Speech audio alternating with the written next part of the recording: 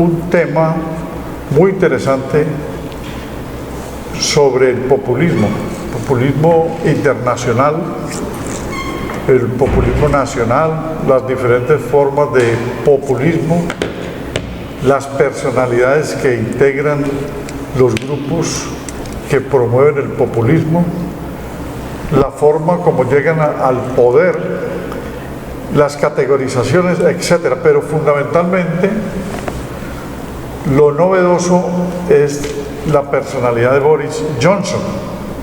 Boris Johnson es el primer ministro en Inglaterra a raíz de la salida de la señora Theresa May, que había reemplazado a David Cameron. Él salió por el Brexit como una sanción política, renunció. Y la señora Theresa May estuvo 2 años, un poco más, tratando de tramitar un Brexit blando, es decir, una salida de la Unión Europea por la votación del referéndum del 2016, que no fuera traumática. Pero ha llegado Boris Johnson exigiendo un Brexit duro, es decir, salir o salir, retirarse de la Unión Europea. Él es eurófobo. Esta personalidad, como la de Donald Trump, presidente de Estados Unidos, revisten una característica que en el populismo no se había dado, y lo vamos a mirar las diferentes formas del populismo. Es una personalidad populista, individual, dentro de un partido convencional, formal, tradicional, que es el partido conservador inglés. Lo mismo que Donald Trump, en un partido conservador como el republicano, sale con una personalidad populista. Es decir, cómo se van colando, digámoslo así, cómo se filtran, cómo ascienden, cómo llegan al poder en partidos convencionales que no son populistas y comienzan a jalonar unos procesos que causan traumas y conflictos, inclusive de desorden internacional. Entonces, ante la ausencia del director Luis Hermes Ruiz, estamos con Alejandro López Lazo, que es un investigador social, abogado de la Universidad Libre, cursa una maestría en Derecho Constitucional, y con un invitado también de otras ocasiones, el profesor Harold Ortiz, profesor de Ciencia Política, politólogo de la Universidad Javeriana y filósofo de la Universidad del Valle. Entonces yo quisiera que empezáramos a marcar este espectro del populismo, es decir, para llegar a estas dos personas.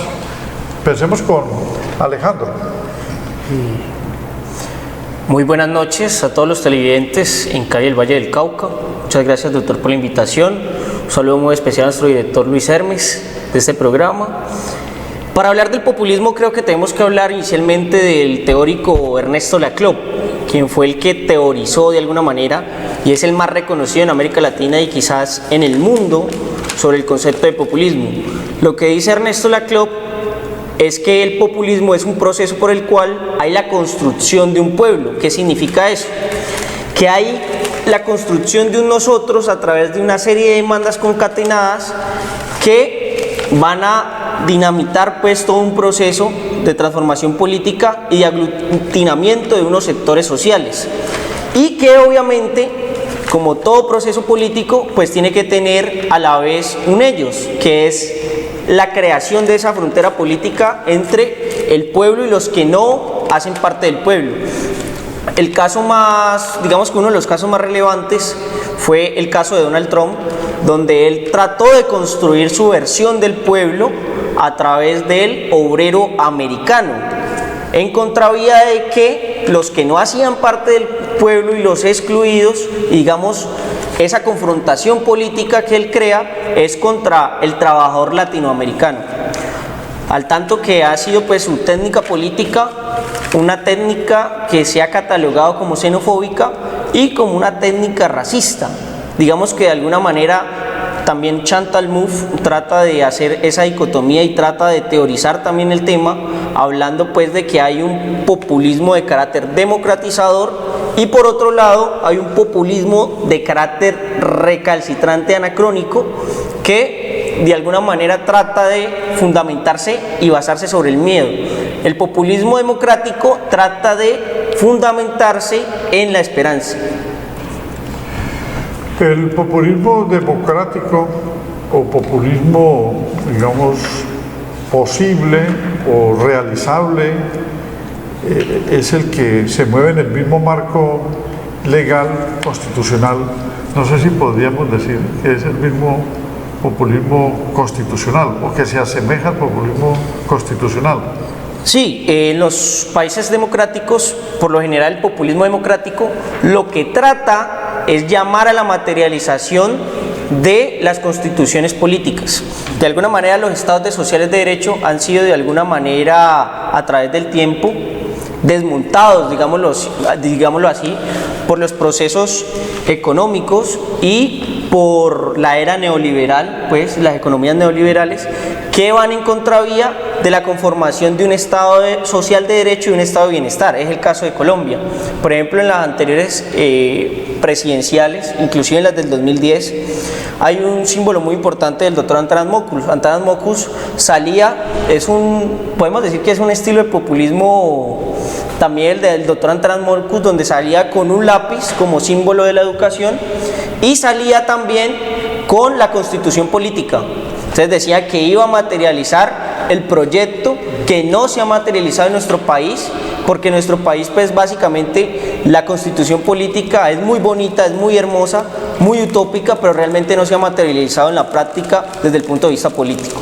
Por otro lado, Gustavo Petro, que también en las anteriores presidenciales, digamos que de alguna manera iba en esa búsqueda, ¿no?, de la materialización de la constitución política. Sí, en el caso, por ejemplo, para hacer la realidad. En el caso de Podemos, que es el partido de izquierda progresista en España, el populismo constitucional es la invocación a cumplir los derechos sociales que están en la Constitución de 1978. Pablo Iglesias encontró esa fórmula para quitarse el San Benito de que era un populista cerrero, un populista ramplón o común. Y no, nosotros estamos pidiendo que se cumpla lo que está aquí en la Constitución. Entonces, en muchos países las normas no se cumplen, ni las constitucionales ni las infraconstitucionales. Podemos decir que esa es una de las, digamos, clasificaciones del populismo. Doctor Harold, ¿qué opinión le merece el fenómeno del populismo? Bueno, pues hay que establecer claramente los tipos de populismo que se han dado a lo largo y ancho de la historia, y más concretamente en América Latina, y también el caso colombiano, que de alguna manera el contertulio Alejandro lo mencionó en su exposición. Entonces, como tipos de populismo, pues podemos decir que existen tres tipos, digamos que claramente diferenciados. Uno de ellos es el populismo de derecha, que pues no es un populismo realmente transformador, que quiera hacer los cambios estructurales sociopolíticos, económicos que la sociedad colombiana o la sociedad de alguna nación exige, diré claramente, sino que es un populismo de carácter de un carácter superficial, hace más bien algunos cambios, más no cambios sustanciales, y prácticamente se agota o termina mitigando más bien las necesidades o las aspiraciones que una sociedad realmente requiere. Y ese populismo de derecha, pues lo único que hace es, cuando llega al poder, es acomodarse al poder, es decir, sin posibilidades reales de transformación.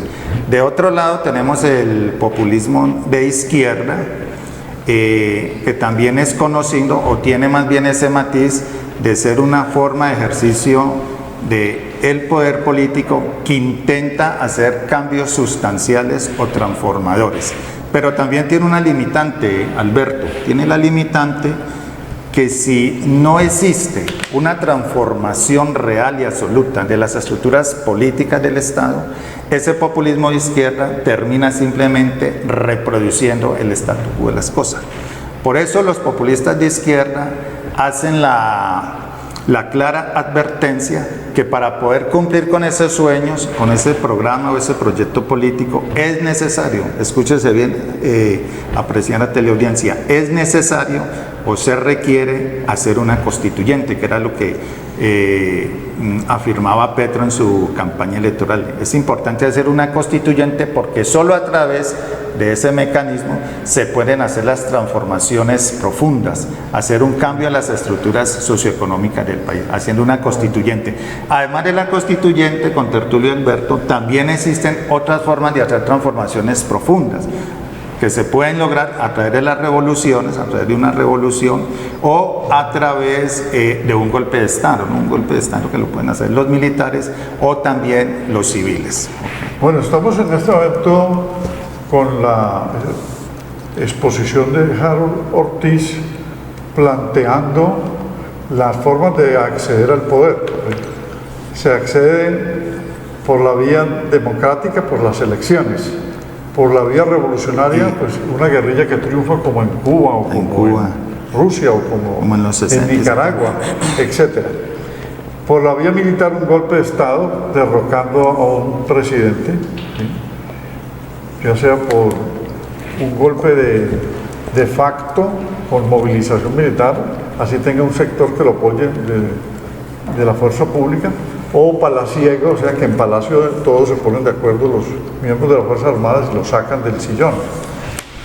Y hay una forma que es también dentro de la democracia, pero por fuera de los partidos tradicionales que mueven esa democracia, es decir, los populistas que irrumpen cuando hay crisis de los partidos.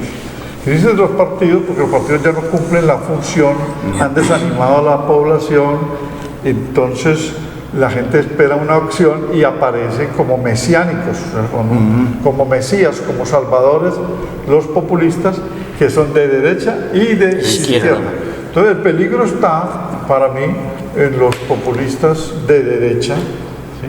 Porque endurecen aún más la situación y tienen connotaciones xenófobas, o sea, odian a los extranjeros, racistas, ¿sí? Supremacistas, o sea, una sola raza de esa sociedad es la que vale, como lo está haciendo Bolsonaro y Donald Trump. Como lo hizo Hitler. Y como lo hizo Hitler en su momento, que pasó de la dictadura al totalitarismo, que fue peor. Pero, bueno, ahora podemos volver a retomar todos estos aspectos, pero quisiera decir que existe para los populistas, así sean de izquierda o de derecha, pero sobre todo el entrampamiento para los de izquierda, que llegan al poder y se encuentran con una maraña de normas que es el Estado de Derecho expedido hace 100 o 200 años. En el caso colombiano, por ejemplo, 200 años de existencia del Estado. Y esa maraña de normas hace que no puedan sino moverse en la legalidad. Y la misma legalidad luego los enjuicia, como en el caso de Lula, da Silva y a Dilma Rousseff, los enjuician, los degradan cuando ya están en el poder o están en ascenso o van a tener un sucesor. Es decir, que el Estado de Derecho es la contención a los populistas. Termino con esto porque hablé de 3 tipos de populismo y me faltaba exponer el último, el populismo constitucional. ¿Qué hace ese tipo de populismo? Pues exigir, llamar la atención sobre lo que aparece en la Carta Política, en la Constitución Política, y que los diversos o distintos gobiernos, por X motivo, no lo han hecho realidad. Y ese es digamos que es un populismo que se ajusta a la normatividad, porque está haciendo la exigencia del Estado social de derecho o del Estado de derecho. Doctor, con relación, ustedes ya han dicho sobre las tres posibilidades para acceder al poder: vía democrática, vía vía armada o revolucionaria, golpe de Estado, y la otra vía, pues, que era el golpe de Estado. Pero hay 2 estados en los cuales puede conjugarse, pues, el populismo, y en los cuales comienza a tener, digamos, su accionar. Y es que el populista o puede terminar en un totalitarismo o puede terminar en un proceso democratizador. El caso, pues, que usted nombra en el capítulo 9 del libro Partidos y Populismo, que está aquí, podemos mostrárselo a la audiencia. En el capítulo 9 usted explica, doctor, de que el totalitarismo, ya se han habido casos donde se concluye pues la etapa del populismo, por ejemplo Hitler, que pues tiene digamos que las características del populista, construye un pueblo a través pues de la exclusión de los judíos y además de eso pues comienza a establecer un nosotros a través pues de la raza aria. Entonces ese por ejemplo terminó el totalitarismo. Entonces digamos que esa es la resistencia de las democracias del siglo XXI, es que esos neoconservadurismos, como el caso de Le Pen en Francia, como el caso de Boris Johnson, como el caso de Matteo Salvini, terminen pues en un totalitarismo, que de alguna manera ha detenido, digamos, de pronto esos procesos, y es que la fortaleza de las democracias del siglo XXI. Y por otro lado puede terminar en un populismo democratizador, como fueron los procesos constituyentes en Bolivia, como fueron los procesos constituyentes de Ecuador, y en su momento, porque aquí ya hay un caso muy especial, comenzó siendo democratizador, el caso de Venezuela con Hugo Chávez, y hoy por hoy se ha convertido en un totalitarismo. O sea, el populismo chavista, populismo nacionalista, populismo que convocó a las clases subalternas para reivindicarlas y que abrió las puertas hacia una internacionalización del bolivarismo, o sea, utilizando a Bolívar y su pensamiento del siglo XIX, extrapolándolo al siglo XXI, y la construcción de un bloque regional como el ALBA, y todos los beneficios que tuvo ese proceso han, digamos, terminado en un populismo autoritario y extremado como el de Maduro. Entonces, los televidentes estarán pues captando que existe unos matices del populismo que muchas veces no los tratan muchos autores, pero realmente lo importante del fenómeno populista para mí es que resuelve la crisis. O sea, la sociedad entra en crisis porque los partidos no sirven o se corrompen, porque se corrompen. Así no sean populistas, son delincuentes en la cúpula del poder, élites corruptas que saquean el Estado. Entonces, el populista aparece para resolver la crisis. Si no hubiesen aparecido, si no aparecieran los populistas, seguramente se agudizaría el problema con una violencia extrema, porque no hay quien la resuelva, ¿sí? Y los populistas, al aparecer, entonces entran a amainar y a disminuir las tensiones, se presentan como una solución y la gente tiene esa esperanza, y por lo tanto, si ganan, pues se transforman en un partido.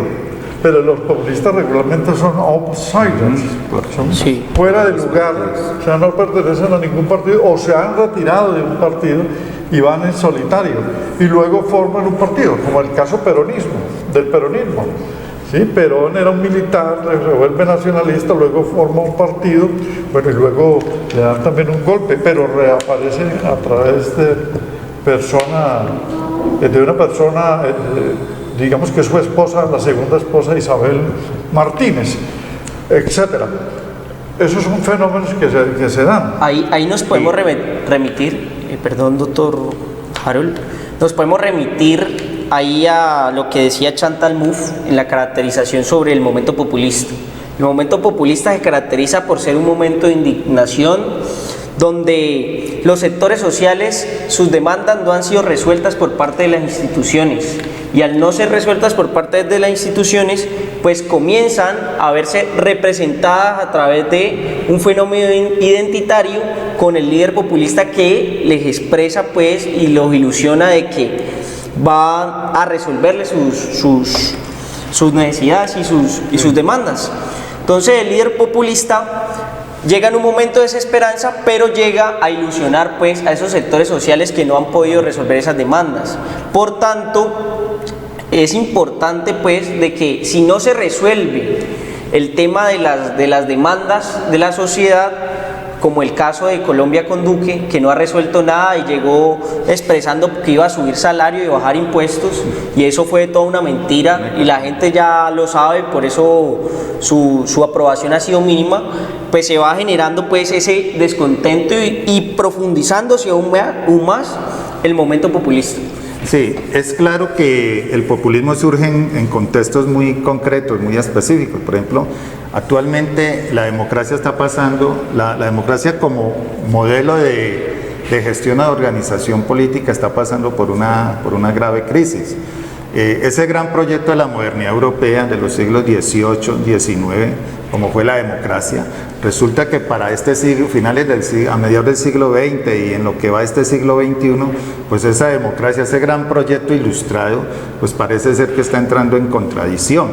Y este es un problema macro, el problema de la democracia es a nivel mundial, porque es un poder que intenta ser hegemónico, es decir, trata de ser uniforme a nivel mundial. Y podemos ver que a nivel mundial la misma democracia no ha podido contener, no ha podido ser ese muro para poder contener, por ejemplo, los problemas del hambre, de la miseria, de la exclusión social, de la pobreza, de la crisis climática, la crisis ambiental, el problema económico, el problema de los inmigrantes, etcétera, etcétera. Entonces, bajo ese contexto van surgiendo estos líderes populistas que intentan presentarse como los grandes salvadores, como los líderes mesiánicos, y que de una manera apasionada intentan conducir a la población por esos caminos, entre comillas, del bienestar. Porque los populistas, si algunos populistas intentan o dan solución a los problemas, hay otros populistas que más bien la agudizan, como el caso nuestro, el caso de Álvaro Uribe, que intentó venderle a los colombianos la idea salvadora que la única manera de salir de esta crisis era a través de la guerra, y resulta que terminó agudizando más el problema. Nos tenía a puertas de una guerra con la nación vecina. Entonces, los populistas no son personas que podemos decir confiables. Además, ellos tienen una característica, digamos que negativa, sospechosa, porque acumulan demasiado poder. Es decir, la ciudadanía o las personas le reconocen demasiadas virtudes, demasiadas características de su personalidad. Entonces terminan pues Alberto aglutinando demasiado poder, y demasiado poder en una persona termina en actos de autoritarismo. Hay que puntualizar que Álvaro Uribe perteneció al Partido Liberal. De allí nació. Hasta 1998, cuando no le dan la candidatura el oficialismo de la Dirección Nacional, sino que se le entrega a Horacio Serpa. Y en el 2002 entonces ya aparece, después de haber ido a estudiar a Inglaterra, aparece con un movimiento de ciudadanos que era más bien un centro de pensamiento, Primero Colombia, se inscribe, gana y realiza una presidencia de carácter populista. La gente no ha entendido eso. Populismo de derecha paralelo a el de Chávez, que era de izquierda. ¿Sí? Chávez llegó al poder en el 99, Uribe en el 2002, y hace reformar la Constitución y logra un segundo periodo. Son 8 años de populismo de derecha al estilo fujimorista, con neoliberalismo, pero en los escenarios abiertos de un telepresidente que gobierna en directo. ¿Sí? Él los sábados siempre se reunía con la comunidad, ofrece dádivas y aparece con uno de los huevos, que tenía 3 huevitos, ¿sí? Era la cohesión social, entregando favores, que es la gente que lo adora, los de Familias en Acción, Familias Guardabosque, y los del CISBEN y otros subsidios. Mientras que el otro huevo, que era de confianza inversionista, llegaron los extranjeros a depredar todos los recursos naturales y la minería se desbordó. Pero miren que ese populismo, ¿sí?, lo traslada a la creación de su partido. El Centro Democrático es un partido de derecha de carácter populista, ¿sí? No es un partido normal, ¿sí? Porque la conducta de las señoras senadoras que tienen allí y la conducta del señor Macías, ¿sí?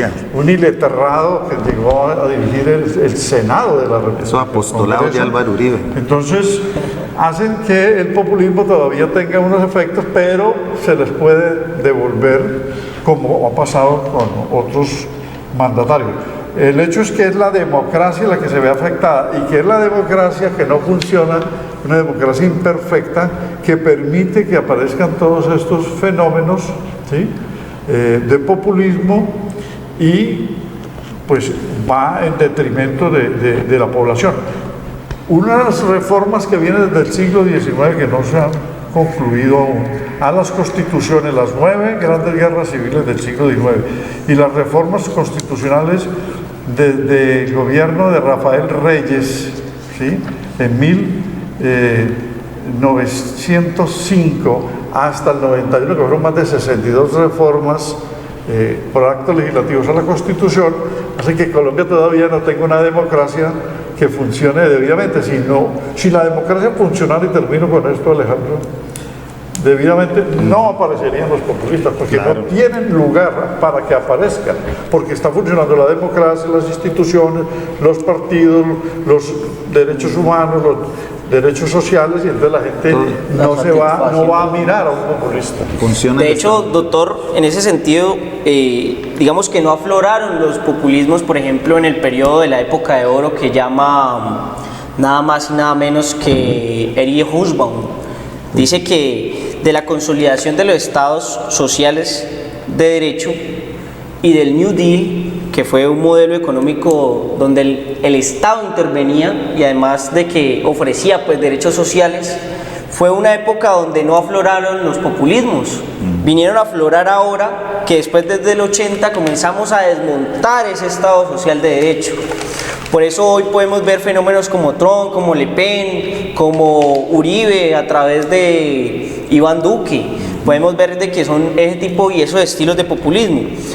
Pero me quería remitir, doctor, al año 2002. El año 2002 tiene dos características fundamentales, y es que primero veníamos de un proceso de paz fallido con Andrés Pastrana. Veníamos donde había un escenario político donde las FARC secuestraban, cometían actos terroristas, etcétera, etcétera. Y aparte de eso, internacionalmente había una escalada global por parte de los Estados Unidos con el discurso antiterrorista en la época de George Bush y la caída de las Torres Gemelas. Digamos que ese contexto va a generar pues ese momento populista para que Álvaro Uribe pues con ese discurso pueda llegar a la presidencia de la República cuando tenía un 2% solamente de conocimiento por parte de la población colombiana y llega a ganar con muy buena, en ese entonces con muy buena votación. Sin necesidad de segunda vuelta. Sin necesidad de segunda vuelta. Entonces eso dinamitó ese momento populista de que él pudiese llegar a la presidencia de Colombia. Hoy el contexto es totalmente diferente.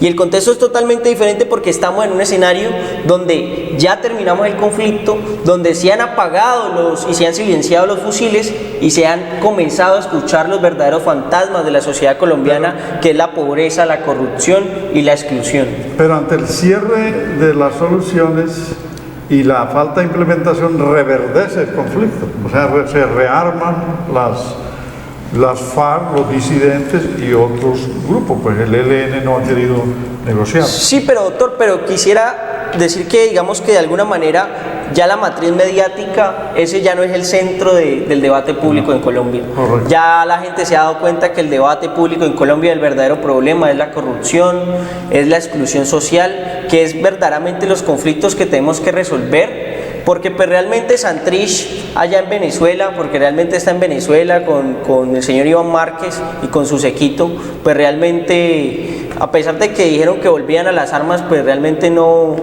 creo que vaya a tener la escalada del conflicto que tuvo pues durante los años, hemos los estado 50 años. ¿Sí? Yo le agregaría algo a lo que acaba de decir el contertulio Alejandro, que el populismo en América Latina o en los países tercermundistas encuentra el terreno fértil para poderse desarrollar. Y en gran parte el populismo en América Latina, en los países mencionados tercermundistas, va cogido de las manos de la política rapaz neoliberalismo. Y en estos estados, ¿sí?, donde el neoliberalismo ha encontrado pues su mucho eco, empieza a evidenciarse un desmonte, Alberto, un desmonte de todo lo que se llama políticas de protección social. Entonces eso se convierte algo así como en el caldo de cultivo para que surjan y se reproduzcan líderes populistas haciendo exigencias o reivindicando lo que se perdió por responsabilidad o por culpa de estas políticas neoliberales, contrariamente a lo que sucede en Europa, ¿no? Por ejemplo, en Europa, algunos países de Europa como Suiza y el norte de Europa, difícilmente, escúchese bien, difícilmente podrán surgir líderes populistas, porque el Estado social de derecho, mis queridos contertulios, sí funciona, sí opera, las necesidades básicas de los ciudadanos están completamente satisfechas, contrariamente a lo que sucede aquí. Entonces, aquí el neoliberalismo termina es precisamente generando, además del desmonte de las políticas del Estado social de derecho, termina también apoyando personajes populistas nefastos también para la sociedad colombiana. Bueno, hemos estado observando unas imágenes que Edison, nuestro técnico en la cabina, nos ha proyectado. Son imágenes que tienen que ver con Boris Johnson, que es el nuevo primer ministro en Inglaterra. A ver, ¿cuál es el tema que no hemos todavía tocado y que tiene que ver con el entramado del populismo? Que, como lo dijimos al principio, hay figuras de los partidos tradicionales, y esto sí es lo más raro, cuando supuestamente la democracia está funcionando, pero hay unos defectos de esas democracias en Estados Unidos y en Inglaterra mismo, figuras que se ganan la competencia electoral, bueno, en Estados Unidos es por vía de voto directo, aquí es un sistema parlamentario en Inglaterra. Aquí vemos a Boris Johnson, que además es parecido a Donald Trump.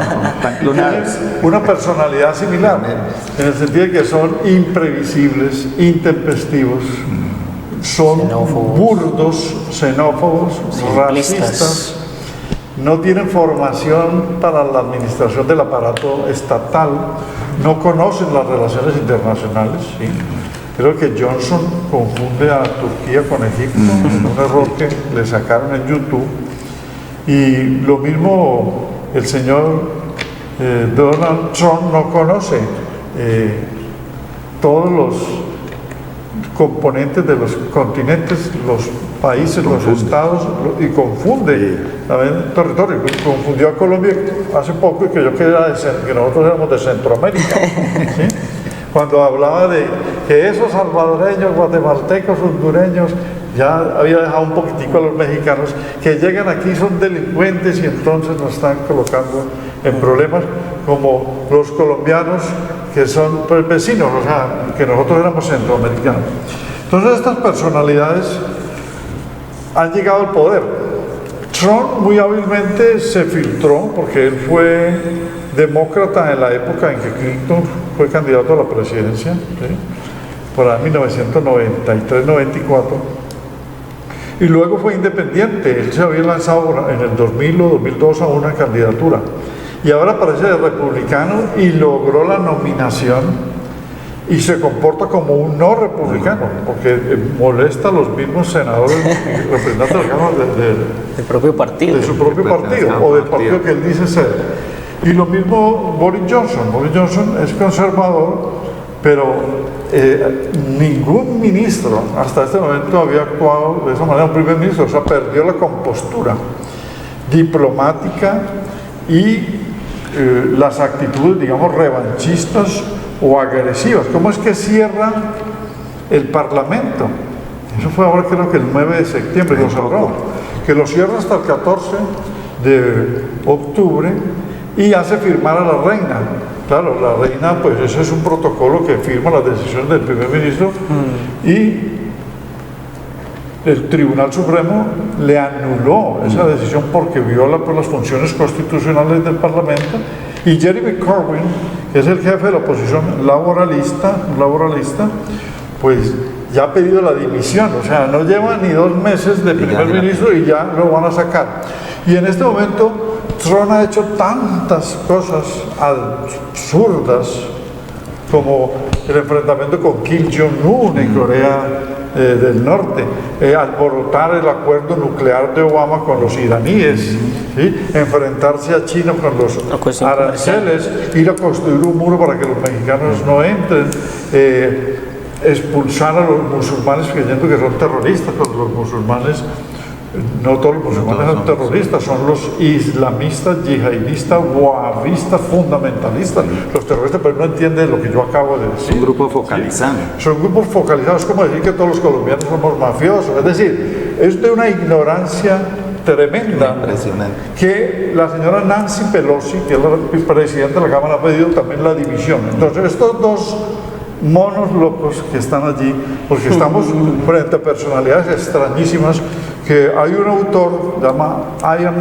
Hughes, ha llamado mentes desordenadas, y están en el poder y pueden generar o una guerra regional, internacional, o civil, binacional o civil o mundial. Es decir, ¿por qué? Termino con esto. Ustedes recuerdan a Noriega, ¿sí? Manuel Augusto Noriega, general panameño, que era el jefe de Estado, pues había sido informante de la CIA, ligado con Bush padre, estrecho colaborador, y luego como presidente crea un paraíso financiero para los mafiosos. Allá iba Pablo Escobar, iban todos, y él se vuelve mafioso. Y luego de lo que llaman behavior, la personalidad, la conducta, los estudiosos politólogos norteamericanos, que está la psicología política, la parte de la psicología política, la conducta del personaje. Saca un machete en un atril, está la famosa foto, y dice, y estamos en guerra con los Estados Unidos. A los 3 días lo invadieron y se lo llevaron. ¿Por qué? Porque declaró la guerra y no estaba. No puede ser que una persona, ¿sí?, alborote así las relaciones internacionales, y las relaciones binacionales pues tiene sus consecuencias. Y estos dos personajes son así, Trump y Boris Johnson. Que es un poco contrario a lo de Venezuela, ¿no? Cuando Maduro declara a los Estados Unidos como presuntamente el invasor, el enemigo externo, pues con Venezuela es más complicado que los Estados Unidos haga una intervención militar, porque Venezuela cuenta con un apoyo irrestricto de Rusia y de los chinos. Pero el caso del general Noriega, que no contaba con ningún apoyo internacional y saca el machete y está solo ante el mundo, pues claro, se le viene el gran país, los Estados Unidos, y lo sacó sin problema alguno. Entonces, Maduro tiene en este momento ya un análisis geopolítico previo. Tiene el apoyo de Rusia, de Irán, de China y de Turquía. Y entonces eso ha frenado a Donald Trump, que le estaba colaborando a los de la Cumbre de Lima y a Duque para sacar a Maduro del poder. Y lo que pasa es que ahora Donald Trump está tan ocupado con el problema de Irán, con el problema de Afganistán, con el problema de Irak, con el problema de Israel, y con por su conducta populista, las infiltraciones en la campaña con los rusos para ganar la gira de Clinton, y ahora las acusaciones al vicepresidente de Obama, en las acusaciones con el presidente de Ucrania, ¿sí?, Zelensky, y Vladimir Zelensky, y entonces ya no le presta atención a esto y ha dejado a Duque solo porque no va a acelerar la intervención militar a Venezuela. Colombia quedó mal parada. Claro, y los problemas internacionales que tiene el señor Trump son de gran calado, porque estamos hablando de países que realmente sí son una amenaza nacional para los Estados Unidos. Por ejemplo, Corea del Norte, todos sabemos de las armas nucleares que tiene, es decir, eso sí es atentatorio, y ahora se le suma los problemas domésticos, los problemas internos que empieza a sufrir y a padecer el señor Trump. Entonces, en relación a Venezuela, pues el problema, la atención de Trump hacia Venezuela se enfrió, y no solo de parte de Trump, sino también de los mandatarios de la región. Ahora todos los países, por ejemplo concretamente los países del Grupo de Lima, ya están preocupados con sus problemas internos. Y conclusión, pues Colombia se quedó sola con el problema con Venezuela. Se quedó sola, Claro. es decir, ese liderazgo quedó allí pues en stand-by. Sí, quería decir lo siguiente, y es primero que el populismo tiene mayor auge en nuestras formas de gobierno, que es decir, que es como una forma de gobierno presidencialista, por el carácter pues del ejecutivo tan importante y el poder que sostiene, pues obviamente en América Latina pues ese carácter ha sido muy presente. El caso pues del uribismo, el chavismo, el madurismo, etcétera, etcétera. Entonces nuestra forma de gobierno pues de alguna manera tiene esa tendencia a ser populista. Y en segundo lugar, pues digamos que pone en cuestionamiento el nivel hoy por hoy de nuestras democracias. Claro. Escoger a personajes como Trump, escoger a personajes como Boris Johnson, escoger en Colombia a un personaje como Iván Duque, que realmente atiza la guerra, porque lo que fue a decir allá la ONU, la Organización de Naciones Unidas, con una serie de fotos e imágenes falsas, en lugar de hablar de los problemas fundamentales globales, en vez de hablar pues de nuestras fortalezas como nación, fue allá a expresar una crítica al gobierno venezolano, al gobierno de Maduro, cuando realmente yo creo que los presidentes en América Latina, el único que ha tocado hasta ahora el tema hacia profundidad ha sido él. El único enemigo de Venezuela hoy por hoy es él, porque hasta Trump ya está pendiente de otros aspectos. Entonces, de alguna manera pone en cuestionamiento pues el carácter de la ciudadanía que hay globalmente. No hay la construcción de un sujeto capaz de poder elegir democráticamente y bien racionalmente, sino que se está escogiendo personajes que le pueden hacer mucho daño a la humanidad, porque recordemos que Trump maneja un armamento nuclear que puede en cualquier momento ser devastador para toda la humanidad. Entonces estos personajes como Donald Trump y Boris Johnson, que están al frente de sociedades muy potentes, de países muy potentes en el contexto internacional, ¿cómo llegaron allá? Jeffrey Sachs ha hecho un análisis y da algunas explicaciones para que personas de esta naturaleza que quieren gobernar por decreto o cerrando el parlamento o con medidas extraordinarias, llegando a la concentración del autoritarismo, lo hagan. Por ejemplo, ¿cómo llegó al poder Trump? Atrayendo a una población de mucho más edad, una población ya de personas muy adultas, que en décadas recientes se habían sentido marginados por procesos de industrialización, por, digamos, varones conservadores votantes, ¿sí? Que el comercio internacional y la tecnología los había hecho a un lado, y también los movimientos nuevos estadounidenses, movimientos sociales, feministas, los habían desbordado. Entonces, invocando el supremacismo, la raza blanca contra sectores latinos, afrodescendientes, orientales, musulmanes, etcétera, etcétera, logró que esa población lo llevara al poder. Lo mismo Boris Johnson, que agitó el Brexit en el año 2016, lo que hizo fue atraer a la población de más edad, que consideraba, pues, o veía o visionaba retrospectivamente a la Inglaterra como potencia, porque ellos entraron tarde a la Unión Europea en 1973, les decía que estaban afectados por los aportes inmensos de millones de euros para mantenerse en la Unión Europea y que podían salirse y de allí también evitar los ataques terroristas. Pero Jeffrey Sachs, lo que él hace énfasis es en la condición de lo uninominal. Es decir, que en Estados Unidos la votación, ¿sí?, se logró con un colegio electoral porque los votos mayoritarios los tuvo Hillary Clinton, pero él logró más delegados de los estados, ¿sí? Y en Inglaterra, pues la forma de elección, que es la del parlamento y no directamente de la población, también permite que una persona de estas obtenga una votación y concentre el poder. Entonces, el defecto político común en ambos países está en la mecánica de la representación política, sobre todo sus sistemas de votación uninominales. Y lo otro, termino, que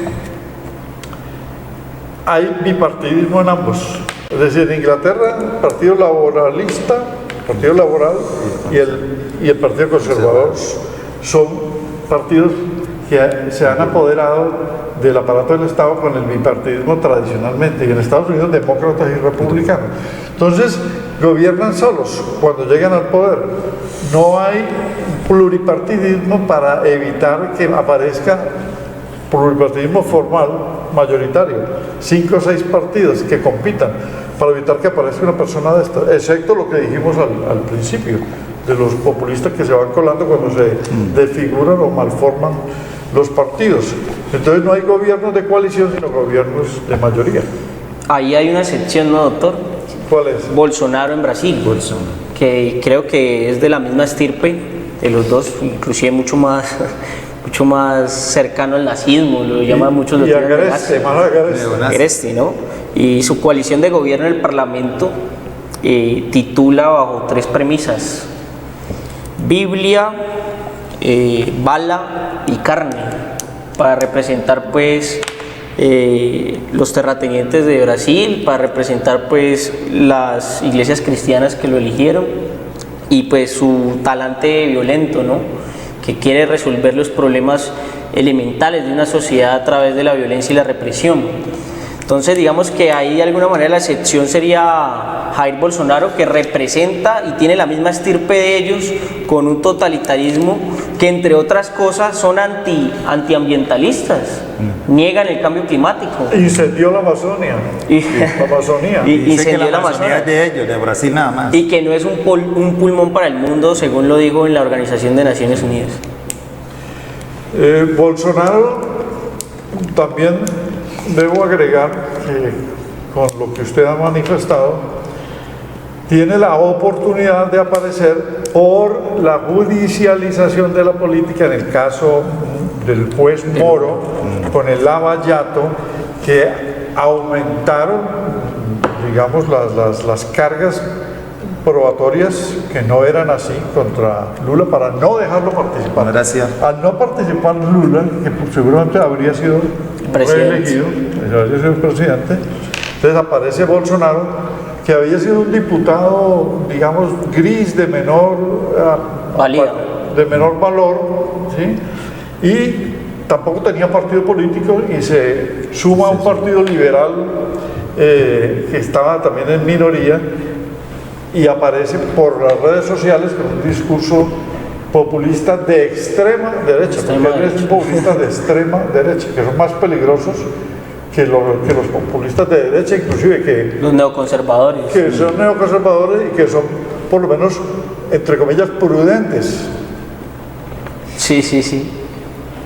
Entonces cerremos, ilustre doctor Harold, con otra reflexión. Pues a manera de, no sé si a manera de conclusión o tomando ciertos puntos, pues si bien es cierto que el populismo no necesariamente puede surgir por fuera de los partidos, porque también pueden surgir del seno de un partido.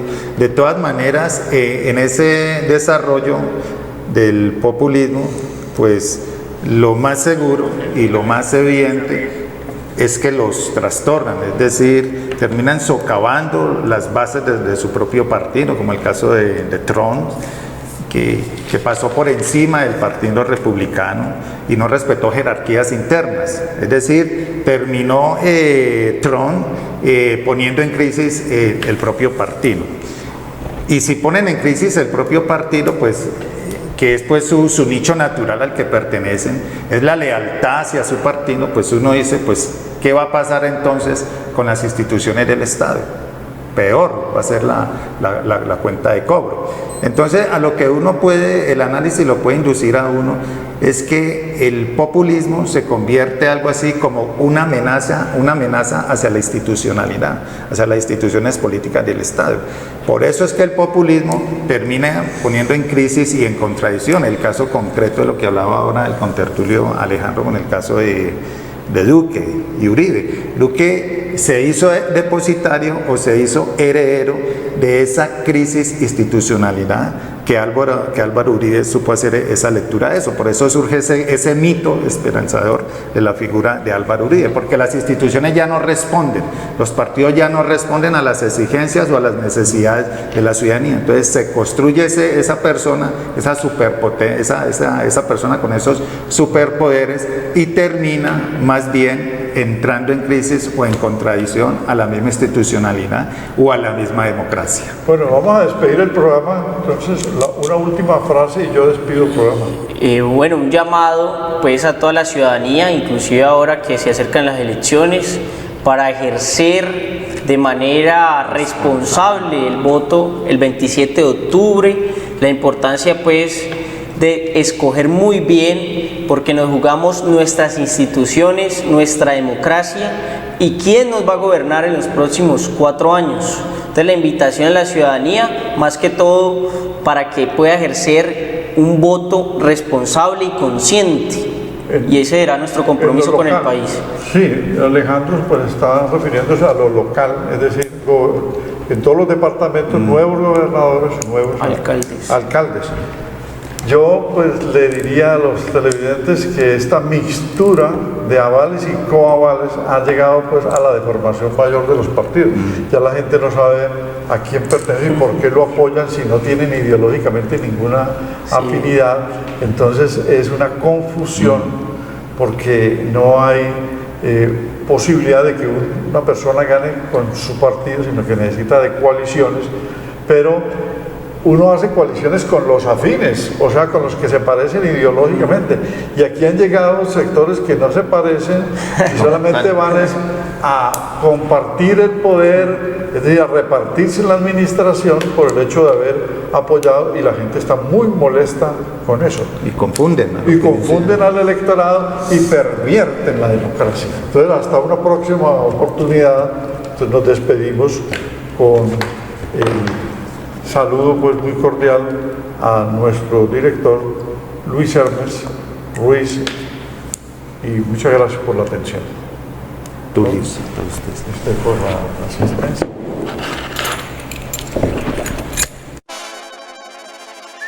Se busca zancudo peligroso. Es el transmisor de enfermedades infecciosas. La única manera de prevenir su ataque es acabando los lugares donde se reproducen. Cambia frecuentemente el agua de floreros y bebederos. Tapa recipientes donde acumules agua. Elimina objetos donde el agua se estanque y usa anqueos en las ventanas. Sin mosquitos no hay dengue, ni chikungunya, ni zika.